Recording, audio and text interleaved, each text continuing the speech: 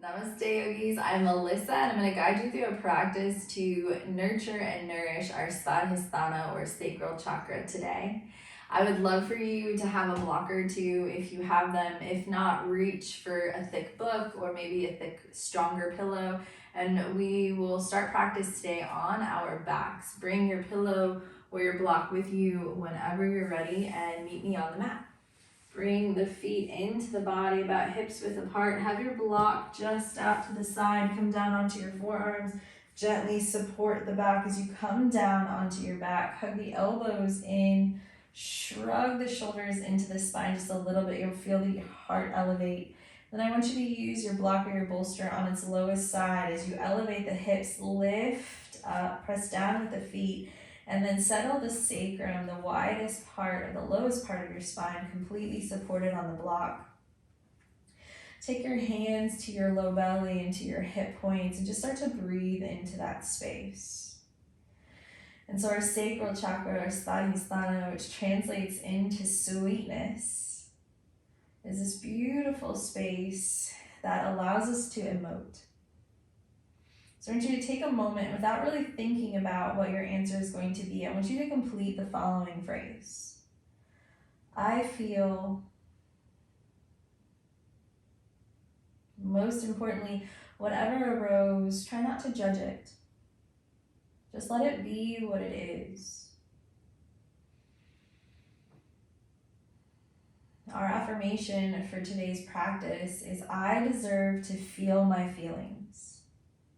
We're raised to be brave little soldiers, to not let our countenance betray us, to show how we're feeling, to slap on a smile, and regardless of how we feel on the inside, portray that brave countenance on the outside. But for the purpose of today's practice, I encourage you to feel whatever it is you're feeling.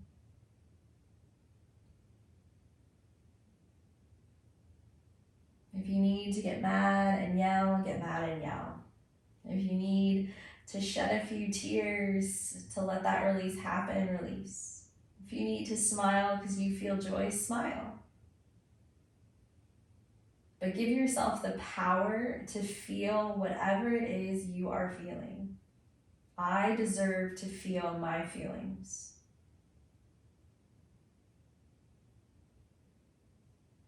Slide the feet in just a little bit more. Drag the hands down on either side of the block. Press into the earth to elevate the hips. Slide the block out from underneath you. Just set it off behind you so it's not in the way. And bring the hips down. Bring the right knee out to the right. Hook the right ankle over the left thigh. Maybe we stay here. This might be sensational enough. Or maybe we bring the connection of thigh and ankle in towards the body, just taking that lying pigeon a little bit deeper. And when we think of emotions, we not only think of how we're feeling, but we think of the sensations that it causes in our body. So there's a lot of tension in our hips. There's a lot of stories in our hips. And we just want to move to a sensation that feels good, not a sensation that's going to get us to force anything to happen. So if it feels like you're struggling, if it feels like you're doing more than you need to, back out a little bit. Respect that sensation. Feel it out for what it is. Release the legs back to the earth in that figure four. If you drew them into the body, take the right hand to the outside of the right foot. Bring the knee towards the side of you. Flex the foot up. We're in a half happy baby. You can almost think of it as a knee down lizard pose if you're a seasoned practitioner. So that knee will draw a little bit closer to the earth with the left knee bent. And just see how that feels. And then gently bring the right foot to the mat. Let the knees fall a little side to side. So one of the other beautiful things about this chakra is it is nourished a lot by movement. So anytime during practice today you feel the urge to wiggle, do that. Feel that. And bring the knees back towards the sky, left knee out towards the side, and then hook the left ankle onto the right thigh. Maybe we stay here and this feels plenty, or if we need a little bit more, we can hook the hand around the right shin and just bring the shin a little bit closer to the body. Trying to lengthen the tailbone into the mat. Left knee out to the left. Be cautious not to really shrug the shoulders to the ears. So if it feels like it's taking everything to be here, back out. Honor that sensation. Notice how the hips and the shoulders seem to tell the same story. So if you feel like we're struggling in the hips, we're usually struggling in the shoulders too. Journey through, feel the feelings. Where can you ease one part of the body to create ease in another? Unbraid the fingers if the knees are drawn into the chest. Bring that connection down to the earth. Right foot connects. Take your left hand to the outside of that left foot and start to bring the knee down towards the outside edge of your body. Maybe the knee connects. Maybe it's hovering. Wherever it is, try to keep that right knee pointed towards the sky. Flex the left foot. Breathe gently. Release the left foot to the mat. Let's take those windshield wiper legs once more, letting the knees fall right and left with ease. And this time we'll come into full happy baby, but we'll use the strength of our hips to get there. So I want you to walk your feet as wide as your mat. Take your hands into goddess, so 90-degree bends, just so we're not tempted to use them at first.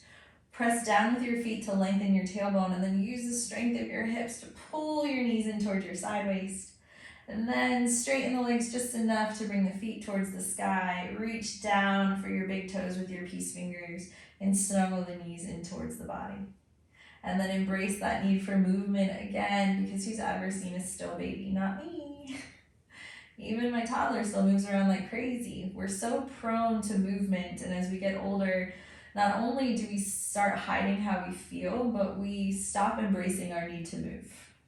We are meant to be like Quicksilver, perpetual motion machines. And then lock it into place for just one breath. Inhale, pull in. Exhale, release.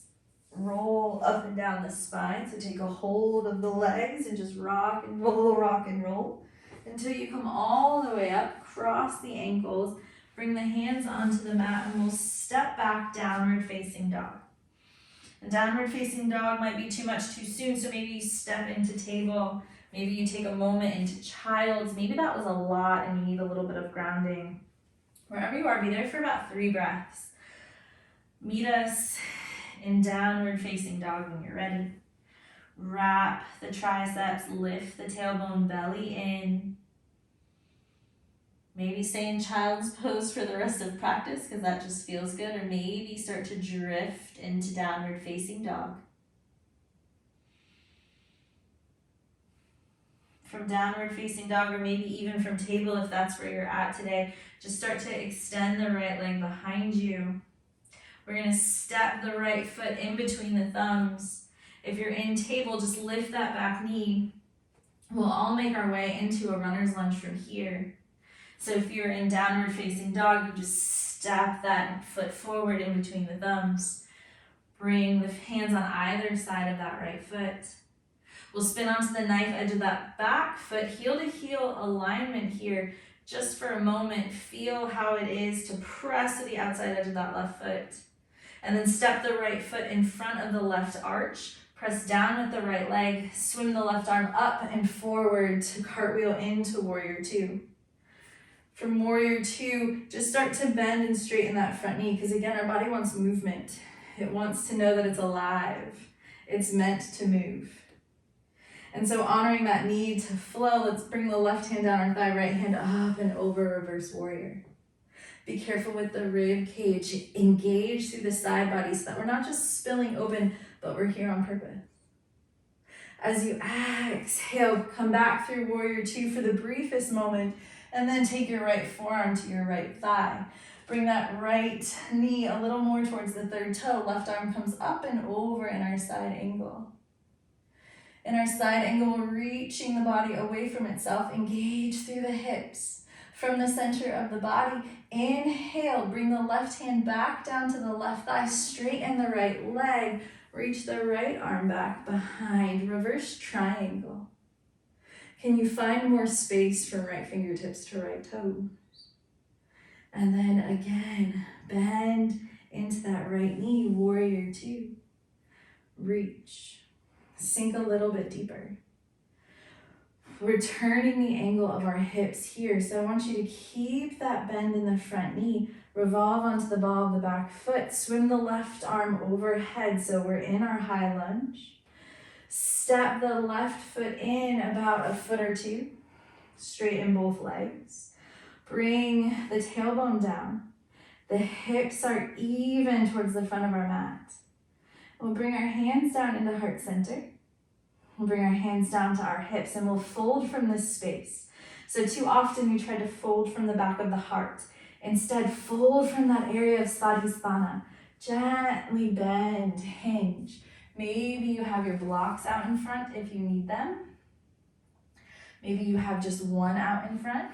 But wherever we are, we're folding into our Parsvottanasana, our pyramid pose.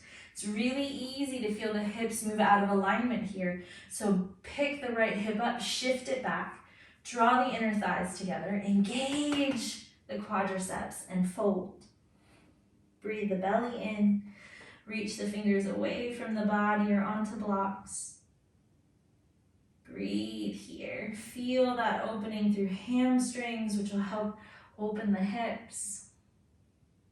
And then gently step the left foot up to meet the right. Fold. Bend one knee and then the other. Shake and shimmy. Bring your hands to the mat, so bend the knees as much as you need to get there. Step back, downward facing dog, or maybe right into table wherever you are. Let's take that into the other side. Take advantage of that heat that we're building. Step the left foot in between the thumbs. Make your way there from table, lifting the back knee if you need. With the hands on either side of the foot, turn onto the back edge of that right leg and just feel that pull across the hips. It's like the space wrapping over the front right hip point starts to expand and grow. Step the left heel in line with the right arch. Power off that left leg, spiral the arms, open warrior two. Engage through the back side. So it's not just that we're working in the front side of the hips, but now the glutes help control our external rotators, are keeping them strong, helping to pull that right hip open. Right hand moves down the thigh, left hand lifts up, reverse warrior. Keep that lunge in the front leg. As you exhale through warrior two, bend the left elbow, place the forearm onto the thigh, right hand reaches up and over. Nice lines of energy. Can you pull the left rib cage under the body? Start to move back through warrior two. It's almost like warrior two becomes home base. Straighten the front leg. As you reach the right arm down the body, left hand up, reverse triangle. Such a yummy one to find more space, especially through the intercostals of the ribs. And then back into our warrior two. Transitioning into our high lunge. So now we're closing the angle of our hips. Now our hips are open to the right edge of the mat. We're going to revolve onto the ball of the back foot to bring the hips back square in or parallel to the front edge of our mat. Gently power up that left leg. Step the right foot in, 2 feet spaces. Pull the left hip back, tailbone down. Arms are lengthening towards the sky.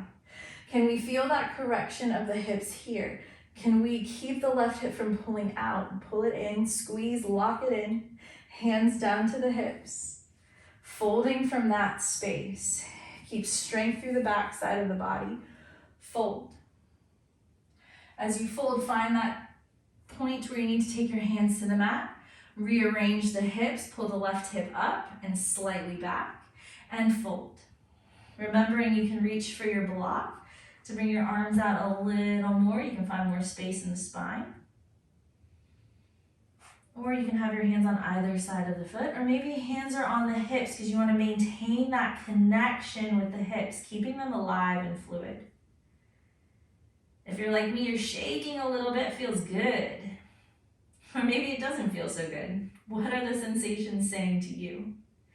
Bend the left knee just a little bit, step the right foot up to meet the left, and reach for opposite elbows as you fold, hang out, spread the skin on the back side of the body.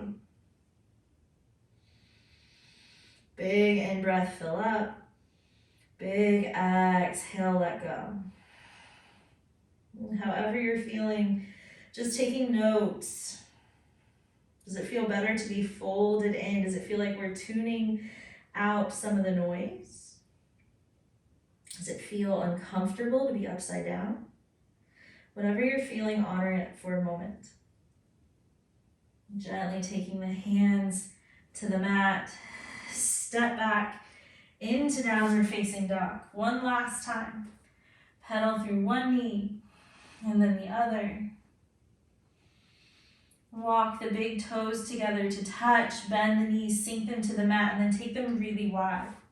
Set the hips back onto the heels, bring the chest and the forehead down to the mat. Take the left hand, slide it behind you, take a hold of the left heel, and then walk the right hand over to the right. Sit the right hip towards the right heel as much as you can.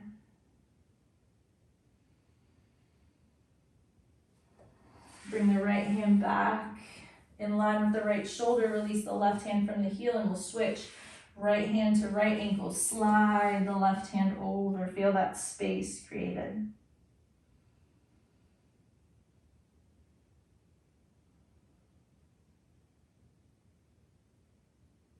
Release the left hand back in line with the shoulder. Walk the right hand back out in front. Lifting onto the hands and knees. Walk the knees forward towards the wrists. Sit the hips back onto the heels. And this might be a little sensational. You might take your block on top of your calves just for a little elevation, or maybe your bolster, reach for a pillow if that feels better. We're just gonna get into our psoas for a minute, so right into those deep hip muscles. We're gonna slide the fingertips back by the toes. And you might be here and this is more than sensational, in which case stay here. Bring your gaze to the ceiling and the wall, that point where they meet. Wrap the shoulders. Press down with the tops of the feet. Engage your glutes so you'll feel your hips press forward. And maybe that's sensational enough, stay here. Or you might start to lift your hips away from your heels, stretching the quads, stretching the psoas. Keep the neck long, don't let it drop back behind you. Be purposeful with your energy. And then set the hips down. Walk the hands forward. We'll release the inner thighs a little bit before we come into our Shavasana. Cross your ankles, sit back behind the heels, and then bring the soles of the feet together. Let the knees fall out wide or prop them with your blocks. And then a little bit of movement. So our Sufi grind, we're gonna draw circles in one direction and then in the other. So you're gonna take your hands, slide the meat out from underneath those big old gluteals, move them out of the way, sits bones grounded. Take a hold of the knees or the ankles, and we're just gonna spiral around. It doesn't matter which direction you chose first, just make note of it because we'll take it the other way. And then spiral in the other direction. Notice any points that are sticky, any points that feel really good. Just feel what you feel because you deserve to feel it. And then pause, sit really tall. Take the hands over your heart, to your chin, to your chest. Breathe for a moment. Noticing any prana that got stirred up. Maybe you feel a little dizzy and you're just using this to physically come back to your breath. Or maybe you feel like you shook something up and you're taking a moment to understand that things will arise during practice that we don't expect. Just like life, things pop in and pop out, but the more that we're accepting of them, the more that we let them come without judgment, the easier it is to frame our reaction in a healthy way. Big smile if you feel it. Bring your knees together. We'll shift our blocks out of the way for now. We'll come on to our backs. Cross the right leg over the left. And then hug the knees into the body. So a full lady style cross here. Gentlemen, if that's not comfortable, move back into that pigeon shape. And we're just going to twist. So if you're in the pigeon, the figure 4, like the start of class, you'll keep your hips where they are and just bring the feet over to the left. If you're in that lady style cross, bring your left foot to the mat, shift your hips over to the right. So literally just step down with the left foot, shift the hips, and then let the knees fall to the left. Gravity will want to take them there anyways. A big inhale through the nose, gentle sigh through the mouth. Take the arms in any shape that support the pose. And if this is your first time to a yoga class, maybe you don't really know what that means. Just imagine you're getting ready to go to bed. How could you relax in without any tension translating into the arms? How can you be soft in this twist?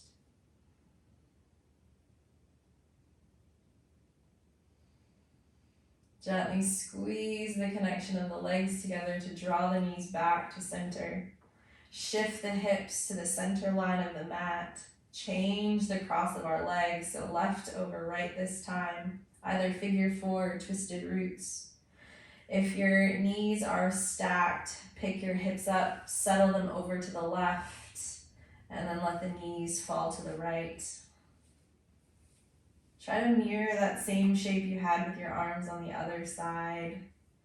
Or maybe you need something truly different on this side, in which case take that. Remembering we're honoring what we feel. We're moving in a way that makes sense to our bodies rather than a way that we think we need to move.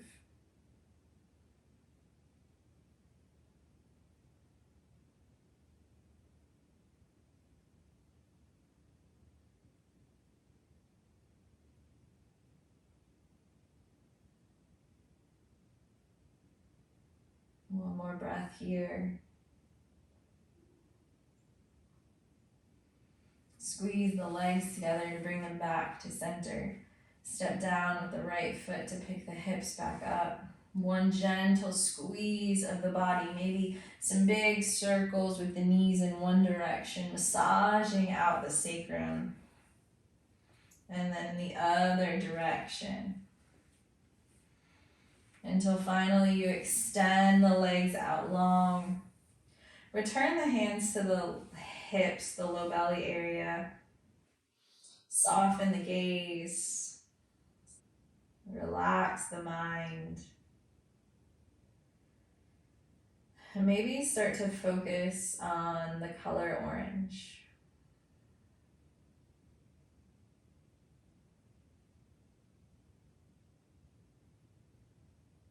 See behind the closed eyelids that color orange.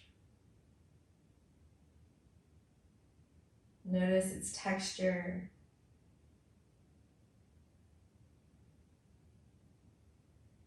Notice its brightness. Notice how being aware of the color orange starts to bring images to the mind.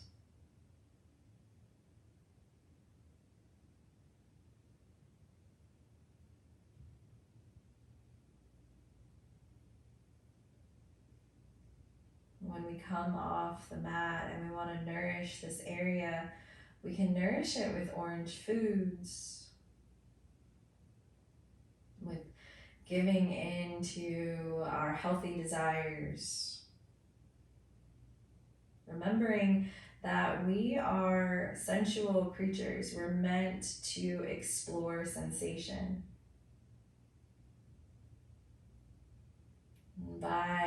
Remember, not only are we sentient beings, but we are emotional beings. We're meant to feel all the feelings. There is a vivid array of feelings for us to feel. We're not simply pigeonholed into the idea of trying to be happy all the time, because that's not reality. I like to think of this area, and I deserve to feel my feelings as the sweetness of life.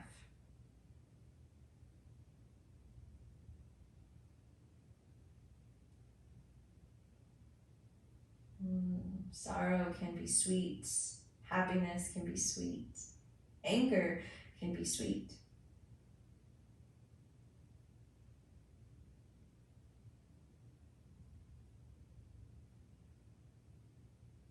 And stay here for as long as your body desires. As always, yogis, it has been an absolute pleasure and a privilege to create sacred space with all of you. Go on feeling all your feelings. Namaste. Thank you, yogis.